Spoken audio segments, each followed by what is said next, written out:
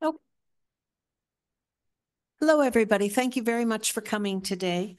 I'd like to start with some introductions. I hope you're all in the right place. You're here for a farmland preservation presentation. So if you were expecting something else, just know that's what we're going to be doing here. We'll start with just introducing everybody. My name is Sam Thompson. I am co-chair of the Farmland Preservation Commission. And Isabella Trujillo is the other co-chair. Yes. Edwina Tafoya is also on the commission, and not with us because he's working is John Rudolphi. And then I would like to introduce Michael Cisco.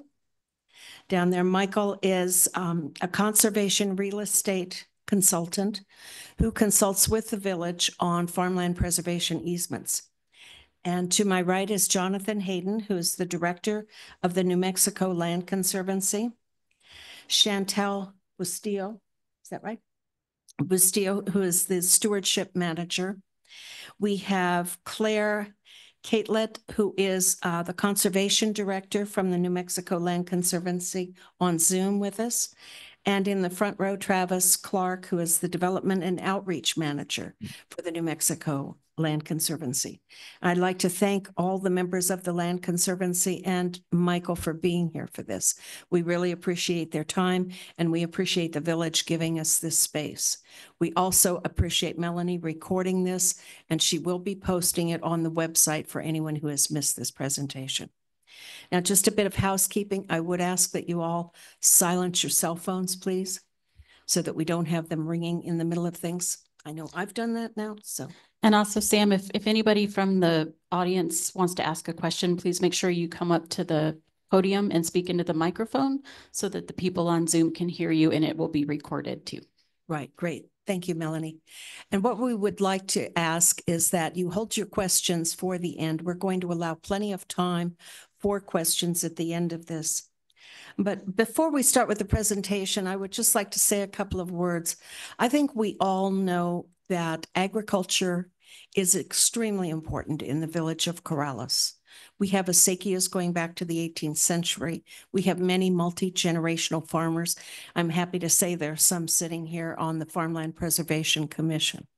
This is something we really need to have in this village. It's very much our identity, and we've always prized it.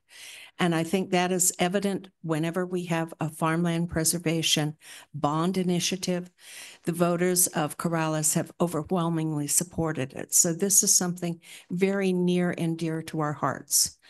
We happen to be in the middle of a period of time that has seriously challenged farming in Corrales.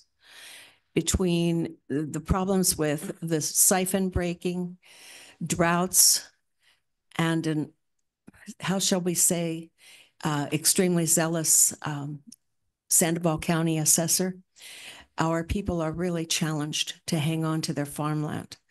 And one opportunity that they have is to preserve that farmland using this bond. That's the reason we're having this presentation today, to try to explain what we're offering so people have an idea what it is if they would like to participate in this very important program. So if anything else from commissioners? Okay, well, Jonathan, would you like to start, please? Yeah, thanks a lot, Sam. And we can put the presentation on the screen now if you like. I'll just and move to the next slide. So like Sam mentioned, the impetus for this presentation is really the passage of general obligation bonds to incentivize conservation in Corrales. And so I want to first thank and applaud the village for taking such a progressive, innovative approach to how we're preserving our wildlife and agricultural heritage in Corrales. So I'm just going to talk a little bit about what it means to really conserve land here, and then talk a little bit about the tools we use for conservation, and then ways that you all can get involved and spread the word, or even undertake a conservation easement yourself. Next slide, please. So a little bit about us. We are the New Mexico Land Conservancy. We're New Mexico's only statewide land trust. Claire will talk a little bit about what land trusts are and what they do. But when it comes down to it, our motto is helping people conserve the land they love. And obviously, there's a lot of love of the land here in Corrales, where that's such a big piece of the culture and heritage, how that land's been used for generations, going back to, you know, obviously the acequias that have been here for hundreds of years, and that agricultural heritage that they've cultivated over the years. We've conserved land across the state with 130 conservation easements. We'll go into a lot more detail about what a conservation easement is and does. And through those conservation easements, we've protected roughly 750,000 acres across the state. We like to say that size really doesn't matter so much. Our smallest conservation easement is actually here in Corrales. It's only 2 acres, but it is very strategically situated and has a lot of conservation value. And our biggest is about 315,000 acres down by Truth or Consequences on one of Ted Turner's ranches. Next slide, please. So before we go into the details of what a conservation easement is, I think it's good to take a step back and talk about what conservation is. It means a lot of different things to a lot of different people. One of the people I really look up to in this area is Aldo Leopold. Many of you may have heard of Aldo before, his ideas. He spent a lot of time here in New Mexico, between getting the Gila Wilderness established, the first wilderness in the country. Spent a lot of time up in Tres Piedras area, and also here in Albuquerque. There's Aldo Leopold house between here and downtown Albuquerque. But he was also a farmer as well as a conservationist, and he recognized the importance of living with the land, right? When we talk about conservation in our field, we're often protecting against land use conversion. So kind of taking those natural environments and displacing or eradicating the natural ecology there in, you know, the creation of subdivisions, extractive use, et cetera. And we're also really talking about ensuring that ecological systems can survive and thrive. And here in New Mexico, we have a pretty unique kind of view of conservation too, because of that lengthy land heritage. You often hear the term natural heritage thrown around to refer to New Mexico's history here, really since time immemorial, from indigenous populations and their stewardship of the land through, you know, the land grant communities, the sacred communities to the present day farmers, and working lands managers that play such a critical role in making sure that the land is healthy across the state. Next slide, please. So what are we protecting against? This in a nutshell, right? Kind of incompatible development with the surrounding landscape. So last thing we want to see is you know, a big subdivision right in the middle of a forest. That's a very real concern here in New Mexico. You know, each one of those houses on the screen there has an associated road, has a septic system, has a power line oftentimes. Obviously, power lines are one of the biggest causes of wildfires as well. So we're really, we recognize that there is an acute housing shortage and want to ensure that, you know, that is also paid due attention, but making sure that development happens in the right places is so critical to what we do. Next slide, please. In the context of Corrales, it's really about preventing development that's incompatible with the community character too. Corrales has such a vibrant identity as an agricultural community with a lot of heritage and a lot of, you know, history of land stewardship that you all want to preserve. And I think that's evidenced by the work you all have done to establish the general obligation bond measure and incentivize conservation work. Like I said, we understand that housing like this has to go somewhere, but you know, here in Corrales, along the Bosque, probably not the right place for that. Thank you. New Mexico is also a place where our farmlands are really under acute threat too. We're, you know, undergoing this huge kind of land use conversion, as you see a lot of farmland be converted into subdivisions, extractive use, even wind farms. So there's a lot of stats here on this slide about just how much of that land is productive agricultural land that's turning into subdivisions. And obviously with so much of it here in Corrales, where per acre land values are so high, there's a big incentive for a lot of landowners to sell to the highest bidder or developer. And we're trying to prevent that as much as we can by providing incentives for landowners to keep their working lands, their agricultural lands in production. Next slide, please. And here's a pretty astounding stat that Travis actually found, that New Mexico saw the largest decline in farm operations across the country between 2017 and 2022. And next slide.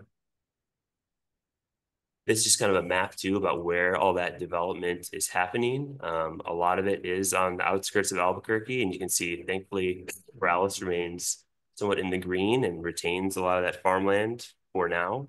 But, you know, we know that there's always more pressure for development, you know, as they say, they're not making any more land, right?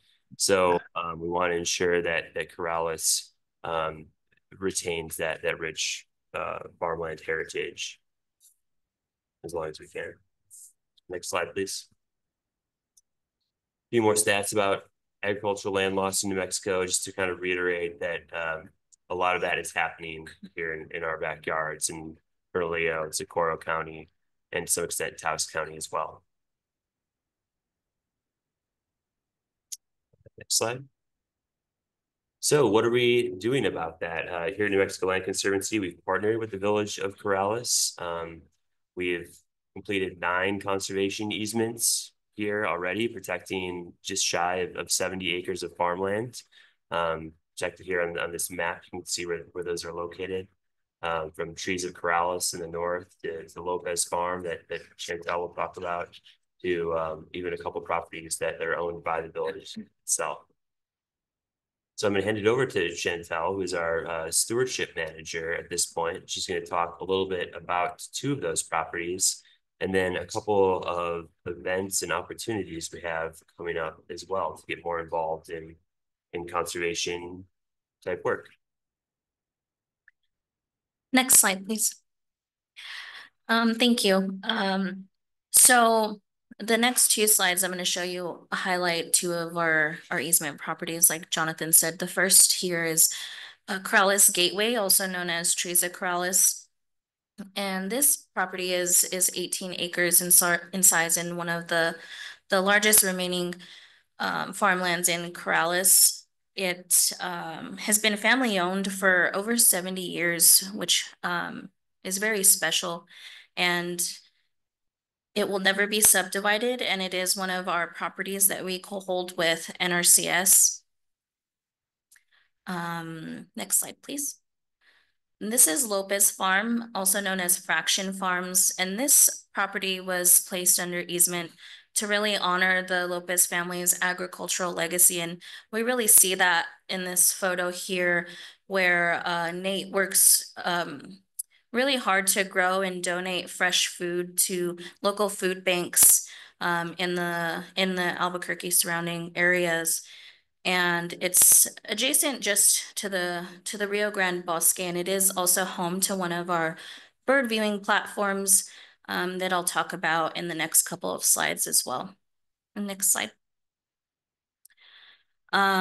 So this is the story map to it talks about our bird viewing trail, which was a project that we received grant funding from the Cornell Lab of Ornithology to partner with the commission and develop these community engagement tools to really highlight bird species in the area and the habitats that they rely on, and what role conservation easements play in that relationship, and how important conservation easements are for all of the wildlife habitats really in the village. And so part of our deliverables for this project were to develop signs, educational signs, along what we're calling the bird viewing trail. And this story map, there's a QR code in the next couple of slides that you can scan, and it'll take you to the story map, but it really talks about the goals of our project and the work that the commission does and the work that NMLC does. And again, just highlighting the importance of easements and preserving these ecosystems. And we can go to the next slide. So this is one of the signs that you can find along the bird viewing trail. And the trail does go along 3 of our easement properties, and that Lopez Farm is one of them, and Phelps Farm and Haslam Farm. And each sign is different and showcases 3 to 4 different bird species. It includes a little bit of detail about each of them and when and where you could potentially see them. And again, that QR code will take you to the story map that talks a little bit more about our project that a couple of us were all a part of. And next slide, please. This is another sign that you can see out on the trail. And the story map also highlights our upcoming bird walk that we're hosting. And I'll talk a little bit more about that on the next slide as well. So the bird walk was also part of our project. And so last year we hosted the bird walk in May. We're hosting it again this May. That's a clickable link that will take you to the RSVP. But again, the information is also on the story map. So our bird walk this year is on May 10th. It's a Saturday.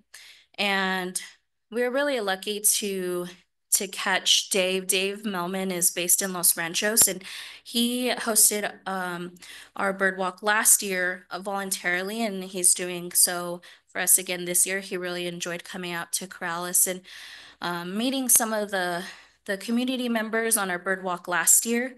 And we're lucky to catch him because he does international bird tours. And so the week after this bird walk event, he's going to be leaving the country to go do some other bird tours.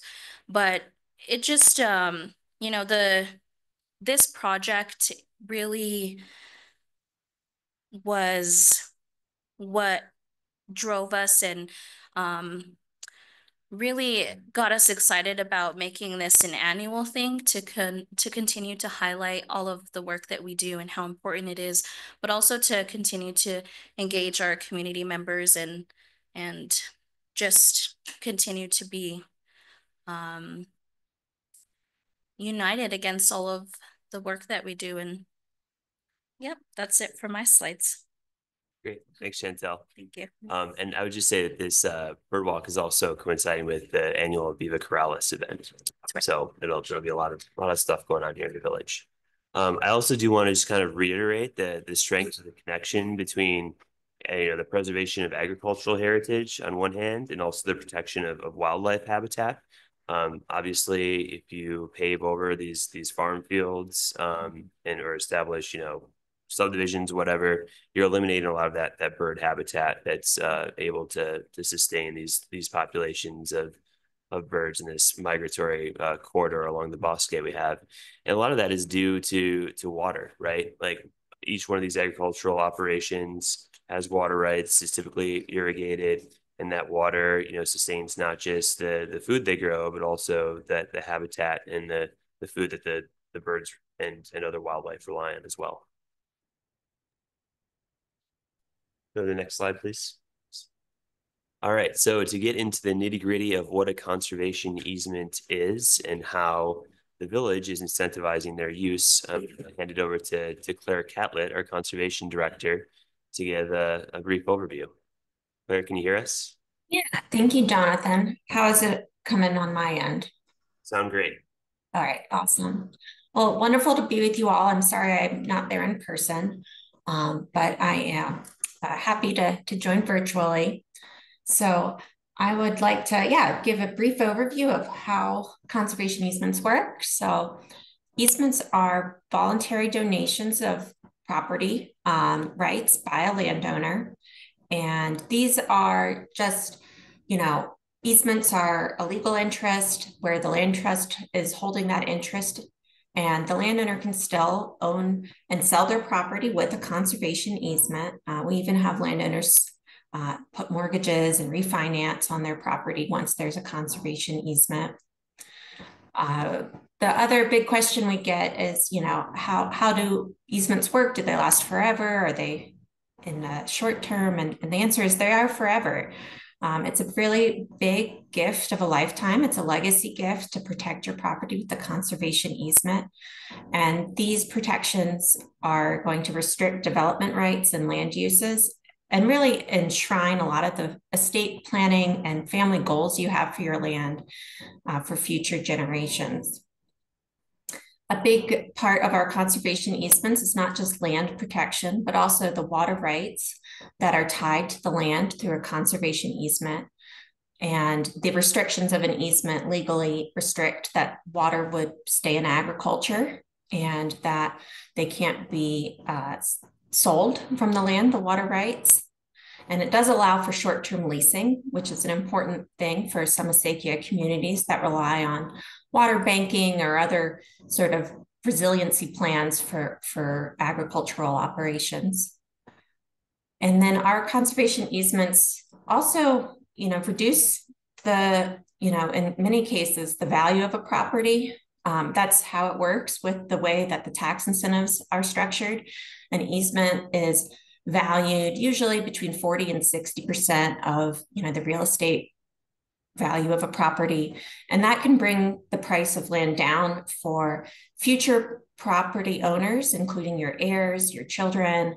It can also support lower taxes that can help new and beginning farmers to continue their operations on the land.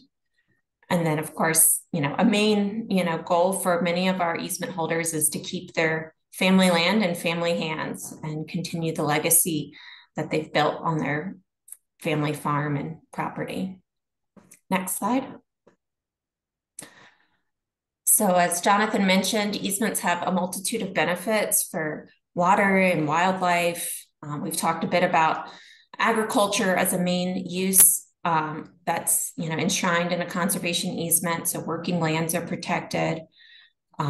I think a really important part about our easements, I mentioned before, is the water, but not just the water rights, but the downstream effects of protecting land and keeping it in whole pieces that aren't subdivided, that we can ensure, that way we can ensure watersheds are healthy, riparian areas are healthy, and that affects our downstream communities. And many of our easements, especially you see here in Corrales, they can piece together wildlife corridors when you look at them as a larger scale of conservation as well. Next slide. So easements, in fact, have kind of specific goals, and these conservation values are the goals of an easement.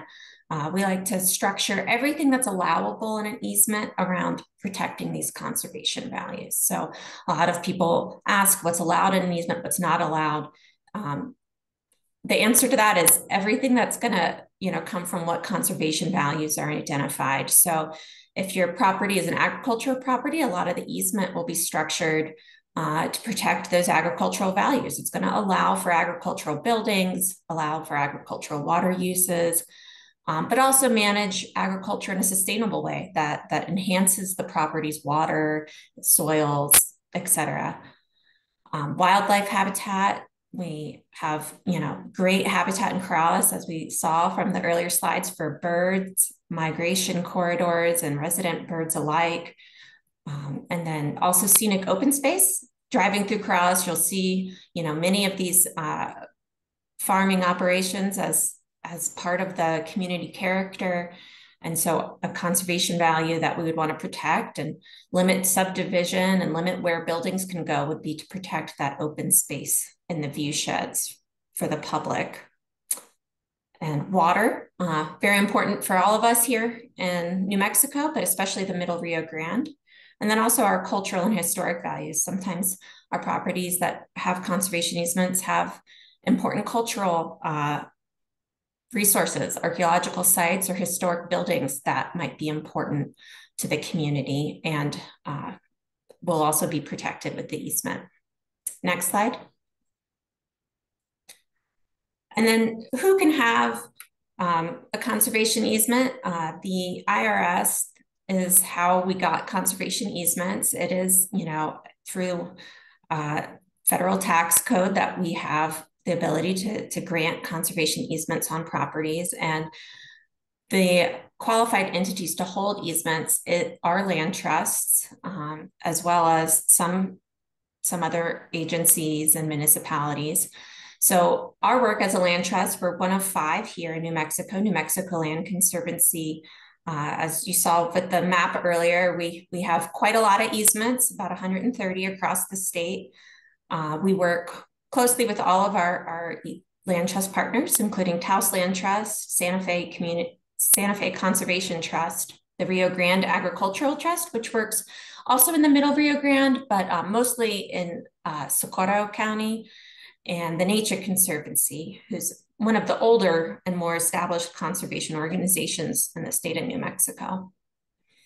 So these land trusts, we work together as a team to advocate for land conservation. We also hold these conservation easements in trust for the public good, and that's our role. Next slide.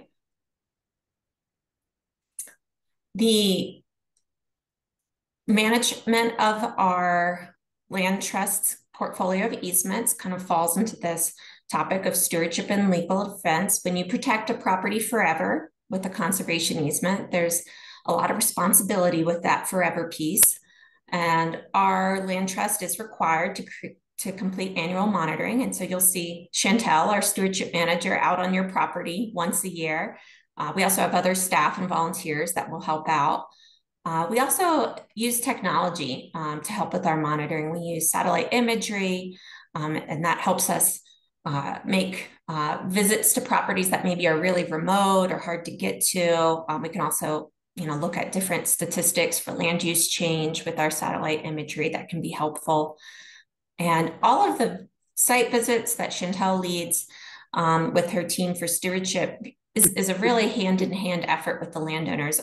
We welcome them and encourage them to attend.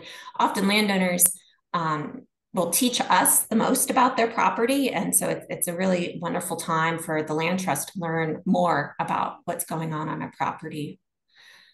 And then a lot of times we get asked this question, although it doesn't actually happen that often in reality, but what happens if an easement is violated? What happens if the terms of an easement are broken? We do have legal defense. And as I mentioned, we don't run into this that often. And the reason why is because we work closely with landowners to understand what land uses they're experiencing, what challenges they're experiencing. It's more of a negotiation if we run into any issues with the landowner than a confrontation.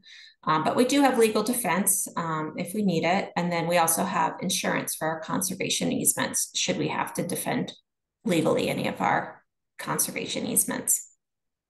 Next slide. So how does an easement happen? There's lots of steps, and our role as a land trust is really to be the expert that holds your hand through all of these steps. And so from the beginning, we'll explain the easement kind of purpose and set those goals. I talked about the conservation values as the goals of your property. We'll outline all of that up front with you to make sure we're on the same page. And then, from there, we kind of initiate this whole process. It takes between 6 months, and then in some cases, 2 years. That's usually when we're dealing with state or federal funding sources that it can take longer. So the first step is we check your title. We want to make sure the property has a clean title. We also work kind of hand in hand to clear title if there are title issues. We do property mapping. Sometimes a survey is required, but that's not necessary for most of our easement projects. Appraisals are kind of the central piece that a lot of our conservation easement work depends on. That's the valuation of the conservation easement itself. An appraisal for an easement is a lot different from a real estate appraisal. It's more of the valuation of the land, not the structures or improvements on a property. And it's also comparative to other conserved properties in the region. So it's not really looking at the highest real estate prices you see out there, but it's looking at where other conservation easement properties have sold that are similar to yours. So appraisals, are a big piece of the conservation easement deal. And that's how we define what financial benefits come out, which I'll explain on the next slide of the project. And then we also check for your minerals. Often in New Mexico in the West, we have severed mineral rights. That's okay. We just have to prove that the minerals chance of development is, quote, so remote to be negligible. That's what the IRS wants to hear. And so we hire a geologist to prepare a report. And we'll discover, you know, what the potential implications for mineral rights are on your property. We check out any hazards, environmental issues through a report. We do, I think, a really great job with our baseline documentation report. This is probably the most interesting thing you'll ever get as a landowner. It's a holistic approach to detail all of those conservation values we saw on the earlier slides. So your water, your agriculture, your cultural history, your wildlife habitat, all of that's going to be detailed in this baseline documentation report for you all. And then from there, we draft a conservation easement. You don't need an attorney as a landowner to draft an easement. We as the Land Trust put out that first draft to you, and we work kind of hand in hand with most of our landowners to just craft the easement terms that work for the property and manage those conservation values. And then the kind of end of the process, we call it closing. And this is where the easement is signed and recorded at a county office. And if there is any funding for the project, we call that a bargain sale when we, quote, purchase a conservation easement. And at closing, those proceeds would be paid to the landowner. And in the case of the Corrales bond funding, that's when, the bond funding would be paid to a landowner. And then just some final last steps. We have title policies for all of our easements, as well as I mentioned before, our stewardship and annual monitoring. Next slide. So the kind of biggest part of a conservation easement, besides how much you love your land and want to protect it for those family and estate planning goals that we've talked about, the other big part of it is the tax and financial benefits for easements. I mentioned that the IRS, is how we got to a place where we can do conservation easements. And that's because there's a federal tax benefit that allows for conservation easements to be claimed as a charitable contribution. And so the valuation of that charitable contribution would be made from 50% of the easement's appraised value. That can go towards this federal tax benefit. And there's some adjustments that are made based on your annual gross income. So it's 50% for most of us regular people that aren't qualified farmers. But if you are running a full-scale farming operation and there are certain specifications that you have to meet by the IRS standards, then you can gain up to 100% of the easement's value towards your tax deduction. And this can be used for 15 years. And then we're very fortunate in the state of New Mexico to have what's called our Land Conservation Incentives Act. This is our state tax benefit. So we're unique. There aren't many states in the US that have this. And it offers either a tax credit or a tax deduction for landowners. So the tax credit at the state level is also valued at 50% of the easement's appraised value. And there's a max or a cap of $250,000 per taxpayer. And if you're a married couple, you can claim twice that. So $500,000 is the max limit for married couples. And that, again, that can be applied over a number of years. So, let's say you don't owe that much taxes, you can spread it out over 20 years. Or another alternative is to sell a state tax credit. So instead of claiming the tax deduction, you can use the tax credit. And there are tax brokers that sell tax credits in New Mexico. And the net sales is about 80% of the credit's value. Next slide. So we're working hand in hand with the Village of Corrales to help implement the GO bond and the Farmland Preservation Program here. And you'll learn more about that with Michael's presentation. We've also done quite a few easements in Corrales and elsewhere with the USDA's NRCS program, the Natural Resource Conservation Service. This program, I won't get into the nitty gritty, but it does offer about 50% of a conservation easement's value as a bargain sale, so a cash payment to a landowner at closing.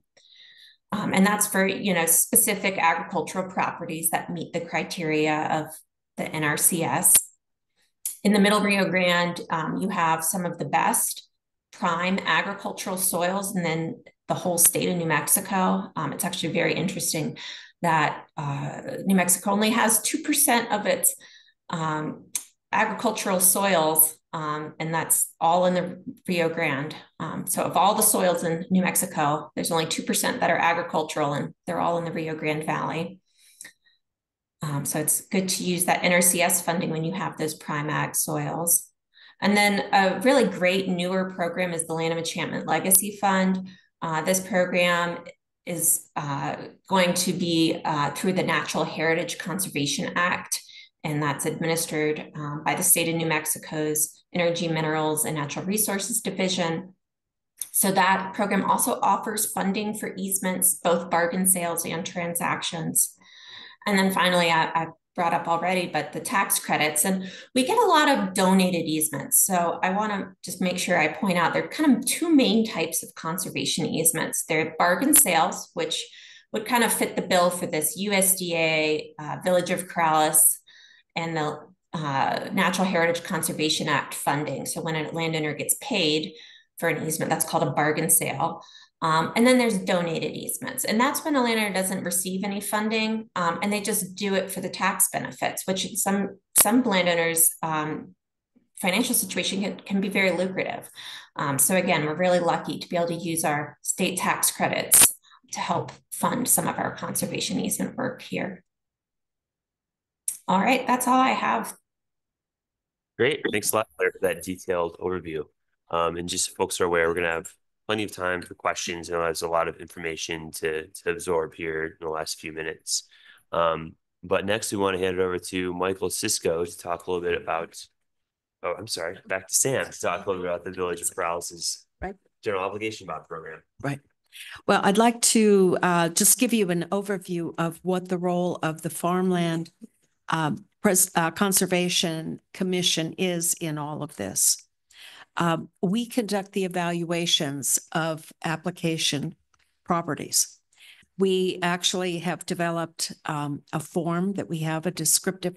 What we are doing is we are looking at the land as it is. And when Michael Cisco looks at the land, he looks at it as what it can be. So we have a two-part evaluation in that sense. But none of us, neither ourselves on the commission nor Michael, are the decision makers. The decision makers are our council. We provide them with our evaluations, and then they make a decision as to what's in the public's best interest. Now, when we developed our evaluation process, we looked for criteria that would help us be able to describe the property in terms of how it benefits the public. And so one of the first things that is on our criteria list is the visibility and view shed. Is it something that all of us will see? Can we take advantage of it? We look at the water availability on the property. We look at the rural character and the history. We also look at the size, the current usage, the biodiversity, and the location. And if you'd like more about the evaluation that we use, we can make this evaluation form available on our website along with the other information about farmland preservation. But I think it's important to keep in mind that the decisions are made by the council. And so everyone has the opportunity to review the properties before decisions are made by the council. So that's just something to bear in mind. Now, I'd like Michael to give you kind of the details on how this process actually works. Sure. Thanks, Sam. I'm Michael Cisco. I am been contracted by the Village of Corrales to be essentially the implementer of the GEO bond program to spend funds to preserve farmland in the Village of Corrales. You all passed a bond measure for $2 million to purchase conservation easements over farmland to protect it in perpetuity or forever. And the process, as Claire went through, is pretty complicated, and that's where I come in.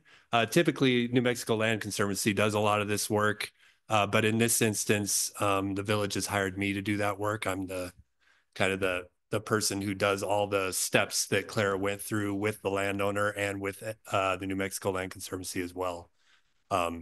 So how the process begins is typically a landowner's interested. They hear it through the community or an advertisement, and you can either can we download a application on the website? Is that correct? Or do you have to pick it up? So you can go on the website and get an application, or you can pick it up over at the administrative office and fill out that application and turn it into the administrative office. At that point, they'll contact me and let me know that you're interested, and I can set up a meeting to come out to your property and visit with you and talk about the program.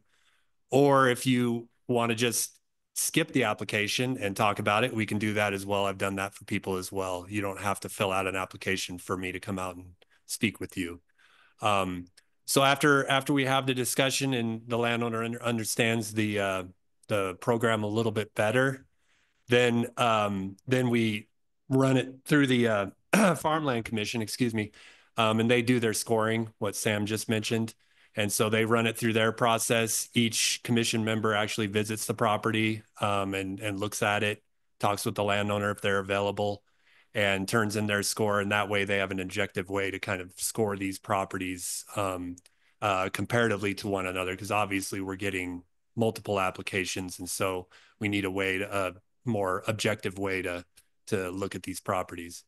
And so once that happens, we collect all those applications. And as you'll see on the screen here, the deadline is actually coming up in a couple weeks. We set a deadline of February 28th. And at that point, we'll take all the applications that we have and we will submit them to the council for consideration. And the council will, go through their process of determining which projects will get funded. Maybe all will get funded. Maybe only a few will get funded.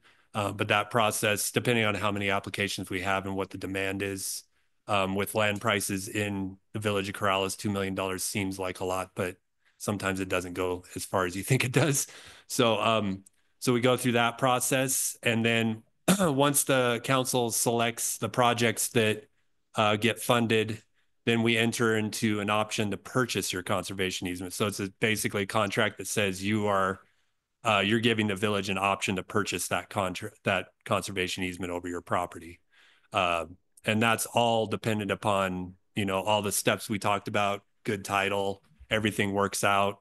The price is good for the landowner. And there's no defaults in the process that would prevent us from actually putting the property under conservation. So we go through all that due diligence, all the steps outlined. I do most of that with the landowner and with NMLC. And as part of that process as well, the landowner enters into an agreement with the New Mexico Land Conservancy separately from the village, because they're the ones who are going to be holding the easement, as they mentioned, in perpetuity. The agreement with the village is basically just the sale of the interest in the property. They're the ones who are going to be holding the responsibilities.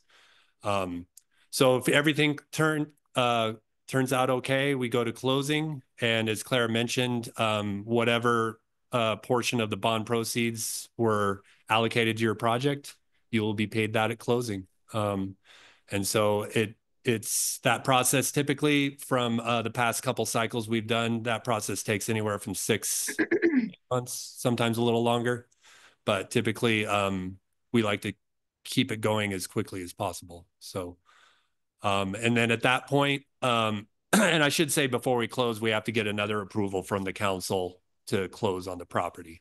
So there's 2 approvals by the village council: one to get funding for a project, to allocate funding for a project, and then 2 to actually sign the conservation easement deed and enter into that agreement and pay the funds.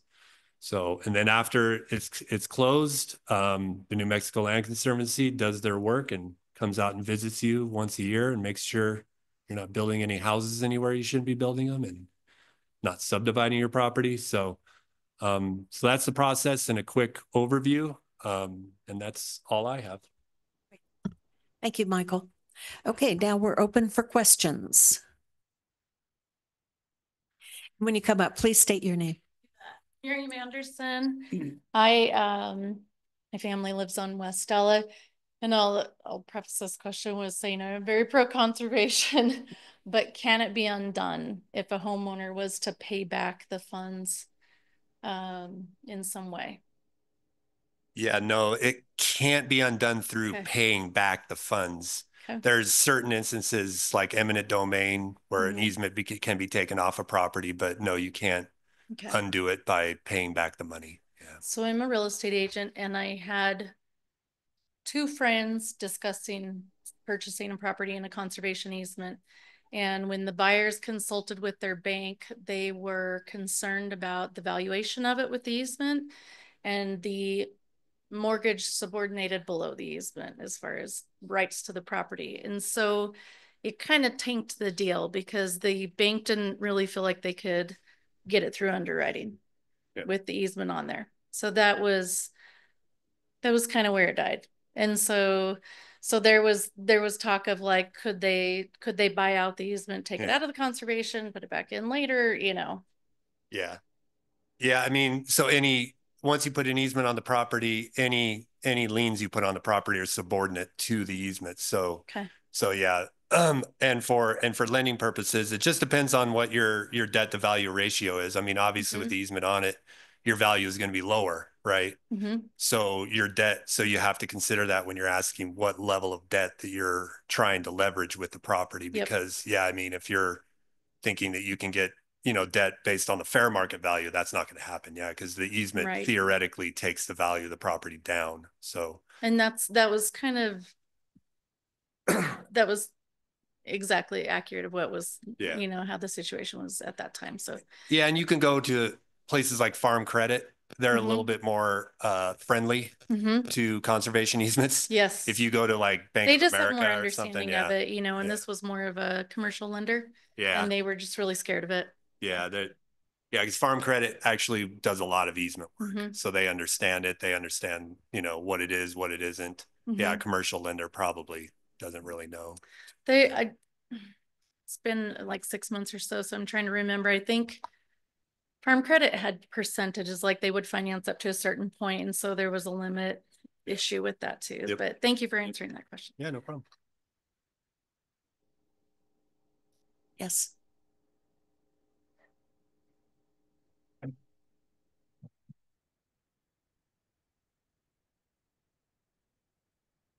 First of all, thank you for putting this on, Bill Waldman.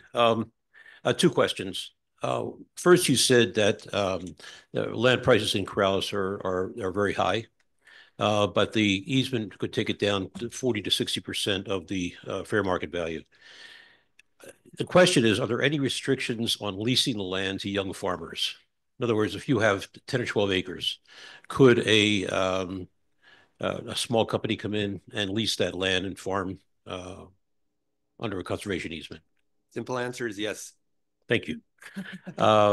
Second question is, in the past, we've had some problems through USDA trying to get funding for various projects. And the reason being that the average income in Corrales is too high.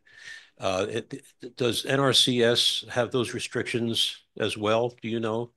We're always looking to use other people's money when we try to have projects here at the village. And I'm wondering if that's going to be a realistic possibility.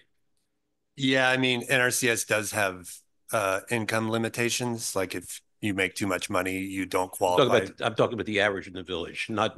Oh, like a census type situation. Yeah. I'm not sure. Jonathan, do you know if they have? I don't think so. I mean, these are all individualized transactions. Yeah. So, okay. Yeah. Okay, great. I'll get that you can have a AGI waiver for NRCS projects in certain situations.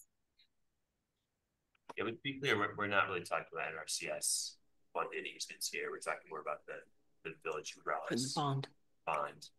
Right. Yes, but if the village Corrales has a bond we passed and can use, if we can use, instead of using all that money, use some NRCS money in conjunction with that.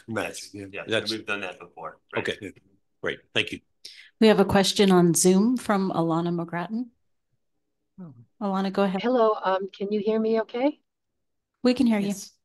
Okay, sorry that I disrupted and had to leave, but I have another meeting I have to run in Santa Fe at 5:30 that I couldn't get out of. But I'm one of the original conservation easement farms that was put into the New Mexico Land Conservancy easement program going back quite a long time. And I just wanted to say that all of my experience with the New Mexico Land Conservancy has been very professional. And when they come to do the site visits every year, they always reach out to see if I want to be there, and they take photographs of the land, et cetera, et cetera. So I just wanted to put that out there. But I do want to say that there is a concern because Sandoval County, claiming that this is in the New Mexico statutes, the agricultural statutes, does not recognize local conservation easements. And so the land value of my conservation easement, if I'm unable to produce agriculture according to the standards of New Mexico, and Sandoval County says that they're enforcing that. If I can't show receipts that I have produced crops at least every 3 years, or that I can show receipts for the sale of livestock, then I lose my agricultural status. And even though there's a land conservancy easement on it, I pay regular property taxes if that's developable land. So I'm just reaching out, and I do believe there's some initiatives, hopefully successfully moving forward, to correct this, because especially with our water situation, it's really very challenging to be able to produce agriculture when you can't get consistent water. And if you do produce crops and you donate them to a food bank, that does not count according to agricultural use under Sandoval County. So and hopefully we can address those issues, because it's a very good program. It's very well managed. It's really important. Just need to straighten these things out. No, and really appreciate your support of us over the years. That's really a testament to you and the staff like Chantel, who organized all the monitoring. We are aware of the, I don't want to say rogue, but maybe overzealous interpretations that the Sandoval County assessor has taken. And Sam and Michael and others have been a little more involved in this conversation than I've been, but we're certainly looking into that and hope to have a resolution here in the next year, because obviously it is very important that those these lands be recognized as agricultural lands that they are. Is there anything you want to add on that? Or thank you, Jonathan. Thank you, Alana. Representative Miera, or I'm sorry, Councillor Miera, would you like to say anything about the issues? Good afternoon, Rick Miera. Thank you, Sam. I'm going to try to address that, but actually I'm going to ask a question of the committee itself. Yes, we do have a couple of bills out there. They're not faring as well as we wanted them to. And I can get into the details of one or the other, but the one that's on the table today, the question becomes, in your opinion, and those only be your opinion, not necessarily from the commission or anyone else, but any personal opinions. Do you think that the latest bill that we're dealing now on that 2-page memorandum that we got from the, which I don't have with me today, and I was sending some text over to Representative Cates on this one. The issue was that if we passed the bill as it was written, it had a tendency to favor the rich. And that, you put that kind of information out there, people say, oh my God, we want to step away from that one. That's not what I heard here today, that it was pretty much. So you all helped at least read the piece of legislation, for the individuals in layman's terms, is there such a situation where we can amend that particular piece of legislation so that it doesn't seem to fit the category of the zealous assessor right now? Because we didn't see that, and certainly the bill writer didn't see that. We were putting that one together, but that's where we're at right now, Sam. We have a bill that's pretty much tabled, not pretty much tabled, but on the other hand, we trying to see if there was something we could do that would make that, by getting that 2-page letter that was sent out, which didn't help that bill like at all, an issue. And then I'll just briefly address the first bill too as well. I Representative Case did a grand job, and thank you for being there to support her. But for the people that are listening, the bill did well. The questions were asked of the committee, and appropriate questions. And fortunately, the committee didn't have what I would have used, the old representative that you just talked about with me, ask questions, and they said, oh, that looks like a tax and rev situation, a tax and rev problem, there's a tax problem. They didn't take the next step, say, well, why don't we refer it over to tax, and then we can let tax take a look at that. But then we could have moved the bill along, or they could have stopped it if it was poorly written. But we just didn't get it over to tax, and that's what we needed to do. We can work about it over the session or the interim, but then next day we're gonna have a 30-day session, and this probably bill wouldn't appropriate itself for a 30-day session, so we're not waiting for too long. But if it was a tax problem, we should have addressed the tax problem, but they should have re-referred it over to tax and then took it back over. They could have had the bill back in the committee, and then they could have had some applications that were appropriate. So that's the quick and the dirty on it. But I just like to know if you think that there's any way of going back to the first bill, there's any way of untidying that 2-page statement that made it look like this was just not going to help anybody except the rich. Yeah, I mean, my perspective on that is that there's just kind of a knee-jerk reaction often that any sort of tax cut or break or assessment is going to benefit the wealthy, but that's not the truth with a lot of the landowners we work with. It's a lot of multi-generational family farmers who really kind of need the tax benefits to remain viable agricultural operations, right? Right. So, yeah, I mean, I'm happy to talk to whoever thinks otherwise about that, because we can, point to a big portion, if not majority of our landowners fall more into that category than just wealthy folks who are looking for a tax break. And at 50%, that's hardly the tax breaks I think that they're probably looking for. Right. And I think it's more of the dichotomy of land use and land pressures, development pressures.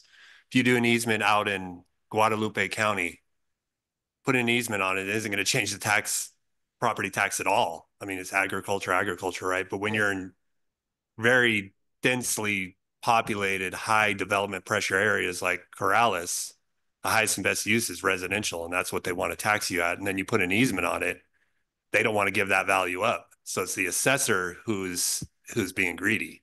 It's not the landowner. The landowner just said, I just gave up all my development rights. Why am I paying property taxes on something I can't develop or subdivide? So it's not a question of being greedy. It's a question of like what's fair.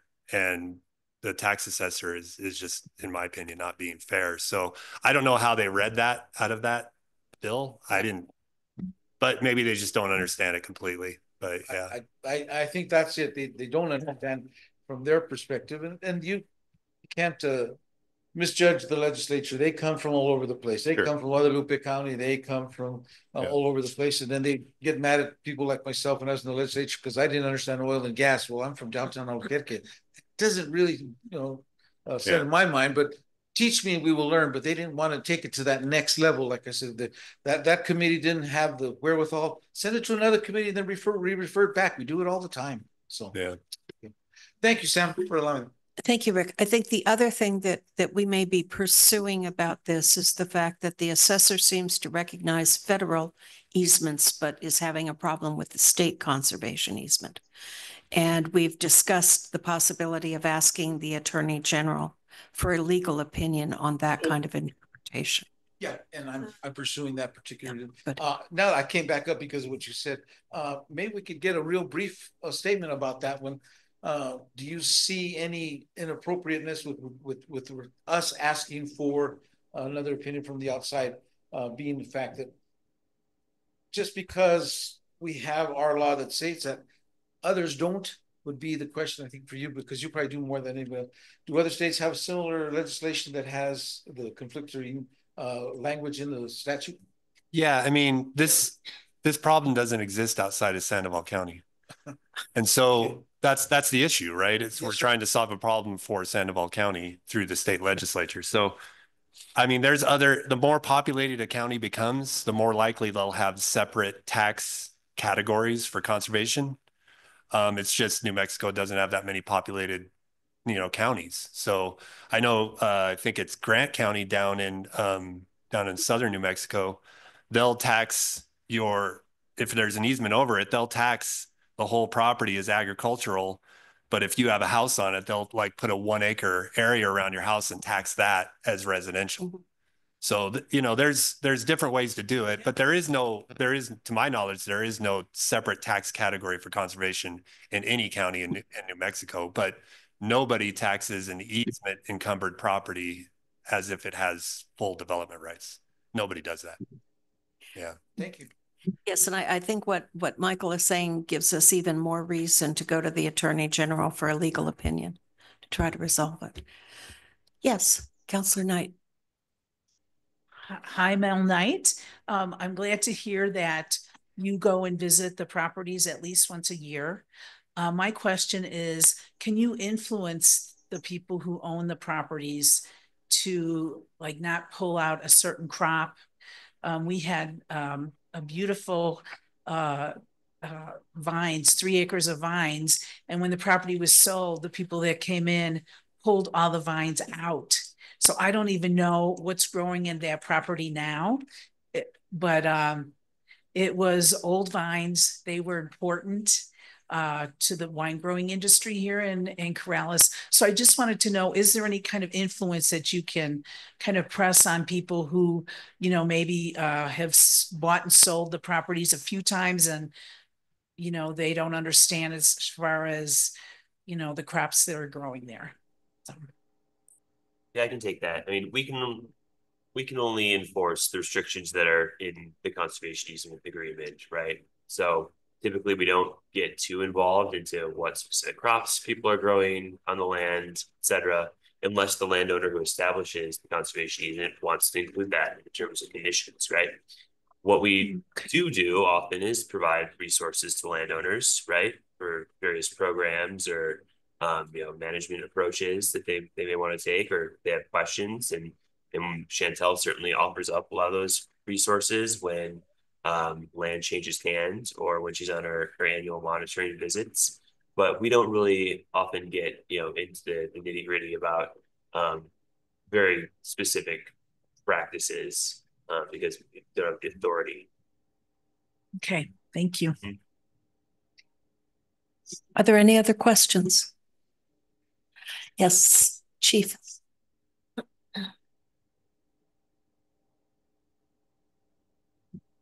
Madam Chair, thank you. Anthony Martinez, Chief, Corrales Fire Department. Thank you. I learned a lot what I could hear. My only reason here is to talk about some of the things that are important to me as public safety in the community. So I'm not here to try to restrict anything. I'm just trying to capitalize on some of these properties that are going into conservation easements for the benefit of public safety. And so Mr. Cisco and I have had, a couple of conversations about water rights. That's big for us. Like if property had some water rights that could be transferable for uses on other village property, whether it's the rec center or some of my fire suppression tanks, just allocating for public use. So I don't know if that's an option or something maybe to pursue, but that would be beneficial. I learned early on, since these bonds have been going before the public, that they're really supported by the citizens. And even compared to public safety bonds and conservation bonds usually get a lot more support than public safety bonds. So I'm here trying to see how I could benefit for the public. again, easements. I don't know if easements are allowed to where, let's say you have a lot, barren lot between two long, narrow drives that on the application process, now that I know there's an application process, that could be beneficial to make it to where residents in the event of a wildfire have another means of exit or entrance, right? Water line easements. As you guys see, we're trying to put fire suppression lines, hydrants. One of my biggest problems is trying to put an 8-inch line in the village of Corrales where we don't have easements. We're trying to create it as we go.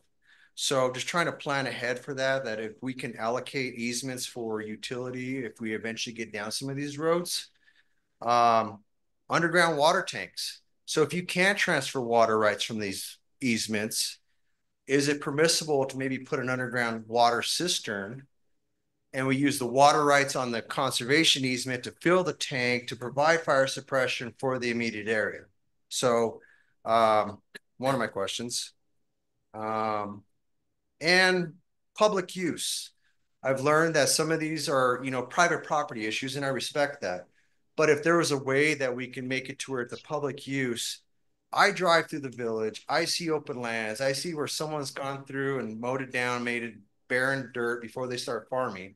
I look at that as, well, two things. Great, I wonder where they're going to grow, and but two, as an area of refuge. If you guys look at all these wildfires across the nation, people are getting trapped, cars break down, they have no place to go.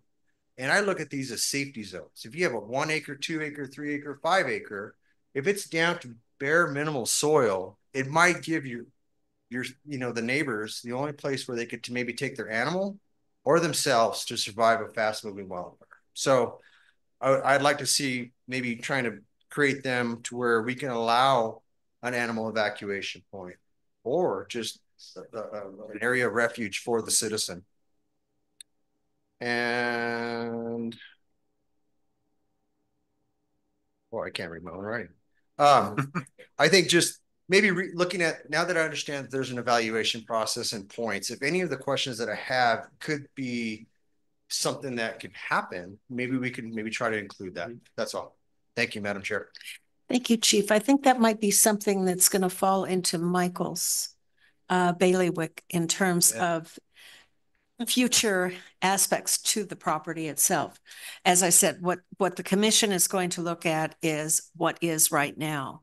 But if you see that, well, we need a turnaround for an emergency vehicle near the Bosque and this property is prime for that, then I think that is a conversation that rightly should be had with Michael to talk with the property owners. And about the issue of underground water tanks. I mean, is something like that permissible on an easement? Yeah, so I mean, as you kind of allude to, each conservation easement is different in terms of how it's negotiated, what kind of rights you retain, whether that's for some sort of easement on a road to turn around, etc. But first and foremost, we're really concerned, or we're really here to ensure that we're not impairing the conservation values first and foremost. So that those open space protections, the wildlife, the water, the agricultural use, etc. So it's not going to really degrade any of those conservation values. We're not typically too concerned and don't usually put terms prohibiting uses into the easement. On the waterfront, we do allow for leasing of water rights oftentimes. I think I'll have to double check to see if our clause includes like some sort of public safety component. If it doesn't, that's something we would include in the deed language for any conservation easements that you all want to do. In all likelihood, it does allow for like leasing to like the strategic water reserve for that program, or like Claire mentions, a lot of acequias have kind of these reciprocal lease agreements for water, that type of thing. Underground cistern, I mean, as long as it doesn't really degrade the land, it's probably not a big deal. Yeah, and thank you for that. Mm-hmm. Again, we're just trying to protect the land. We're trying to protect the homes around the land, which brings up another point. So are any of these in the closing, is there any sort of like agreements between the Village of Corrales and the property owner about maintaining? So I drive through Corrales and I see barren land, but it's also been neglected for 20 years and now it's a fire hazard. So is there some sort of management agreement that they either going to farm or maintain it? We typically don't require that people use the land for farming because, you know, fallowing is a big part of agriculture from time to time too. And so we want to allow landowners flexibility to do that. That being said, we do encourage, you know, proactive fire mitigation management. Okay. Yeah, I think the biggest thing is that the easement makes the land available for agriculture. Yeah, so there's no requirements on what to grow, how much, and all that kind of stuff, or when, but the land's available to be farmed. That's the biggest thing because it's a perpetual document, so it's going to be available forever, whether it's actually farmed or not, but it'll be available. Yeah. Great. Thank you for the time. Chief, before you go, I'd just like to tell you that the commission meets the third Friday of the month, 9 a.m. at the Corrales Library. And I'd like to invite you to come to the next meeting and lay out the kind of concerns that you would like us to have. Michael will be there and we can all hear it and put that into the process. Great. Okay. Thank you. Thank you. Other questions? Sure. Hi, my name is Morgan. Very new to all of this, so thank you for your presentation and all the work that you do. My question is kind of pointed, I guess. You know, I don't know the laws and all of the things that go into all the things that you all deal with. Is there, so two parts, I guess. One, is there a re-election period or time period on this the overzealous assessor? And two, I'm assuming that the land trust is mostly federally funded. I could be completely wrong there. Maybe it's state, but has the amount of what the bonds are each year gone down, gone up? Is there usually like a general amount that goes into that bond each year? And do you see that changing maybe in the next few years with the current administration, stuff like that? Yeah, so I can speak to that. Corrales has passed 3 bond measures over the past almost 20 years. So it's a citizen-led effort mostly. The Farmland Commission leads that effort generally historically, and they're the ones who get it on the ballot as a local voting measure. It's not state related to state or federal anything. It's a local bond measure. And the first one I think was 2.5 million. The second one was 2.5 million, and the one we're currently in now was 2 million. So thank you. Yeah. Thank you. Are there any other questions? We're going to answer his question about the assessor. Oh, yes, she is term limited, but we have her till 2026, I believe. So still lots of time. Anyway, are there any other questions? What was the? Still lots of time to investigate her. I'm not going there, at least not on record. No, are there any other questions? We still have 15 minutes. Anybody on Zoom that has a question? My fellow commissioners, any comments? Edwina? No. She answered my question on bargain sales, so that was one of the questions I had. Okay. Anything else? Melanie? Then I think we're finished. The presentation slides are on the website, so if anybody is interested. And I do believe we already have a link on the agriculture page on our website for the bird walk. So if you go to the village website, agriculture in the bottom right-hand corner, there should be the link to RSVP to the bird walk if anybody's interested. Right, because space is limited. Yes. Right. Thank you very much for coming. We really appreciate it. And I want to thank New Mexico Land Conservancy here and on Zoom, and Michael Cisco, my fellow commissioners, everybody for taking their time. Thank you, people. Oh, and by the way, we do have hard copies of the application If you're interested in possibly putting your land into preservation, you can pick up a hard copy. You don't have to download it from the website. Thank you. Thank you.